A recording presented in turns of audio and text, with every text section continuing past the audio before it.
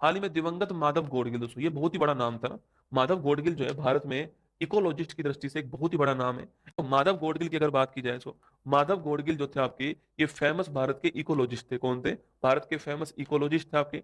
भारत के फेमस पर्यावरण संरक्षण करता थे, लिखना आपके, पर्यावरण संरक्षण करता थे।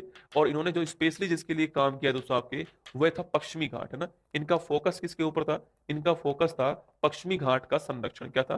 पश्चिमी जो घाट है इसका जो संरक्षण है, ये इनका फोकस था, आपको ध्यान रखना है, ठीक है। जो वेस्टर्न घाट है हमारा, इसका संरक्षण इनका फोकस था, ध्यान रखना दोस्तों ना। अगला क्वेश्चन, हाल ही में क्या हुआ है? हाल ही में इनका हो गया निधन। क्या हो गया? हाल ही में इनका निधन हो गया, आपको ध्यान रखना है। किसका? माधव गाडगिल जी का निधन हो गया पुणे के अंदर। कहाँ हुआ है? पुणे के अंदर निधन हो गया है, ये ध्यान रखिएगा। और पश्चिमी घाट, स्पेशली पश्चिम रखना है, ठीक है। पश्चिमी जो घाट है बेटा, पश्चिमी घाट के लिए दो ही समिति बड़ी महत्वपूर्ण थी, और दोनों ही व्यक्तियों की हाल ही में निधन हो गया, ठीक है। तो इसके लिए दोस्तों एक तो थी माधव गाडगिल कमेटी। कौन सी थी? माधव गाडगिल समिति थी आपके, बहुत ही फेमस थी, तो यूपीएससी भी एग्जाम में पूछ चुका है। एक थी कस्तूरी रंगन समिति। कौन सी थी?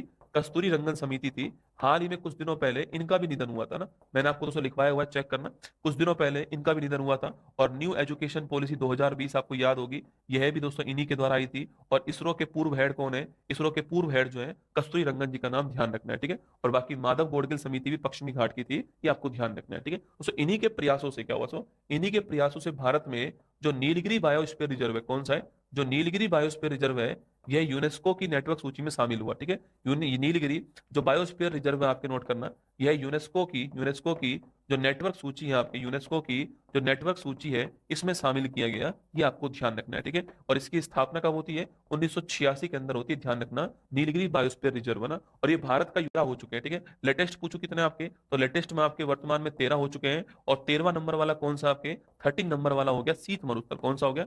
कोल्ड डेजर्ट शीत मरुस्थल जो है 13 नंबर वाला हो गया। और शीत मरुस्थल है कहां पर? हिमाचल प्रदेश के अंदर, ठीक है। तो लेटेस्ट कौन सा हो गया आपके? तो लेटेस्ट शीत मरुस्थल हो गया हिमाचल प्रदेश, ये भी आपको ध्यान रखना है, ठीक है। अच्छा, इन माधव गाडगिल जी की दोस्तों एक आपके, इनकी दोस्तों बुक है आपके, है ना, जिसका नाम क्या है? ऑटोबायोग्राफी है, a walk up the hills, ठीक है। तो इनकी जो ऑटोबायोग्राफी, उसका नाम, अरे लिख लो, भविष्य में एक साल में खूब बार जो है ये सवाल आपके सामने दोस्तों आने वाला है। इनकी ऑटोबायोग्राफी का नाम क्या है? ए वॉक अप टू हिल, लिखना, अप द हिल।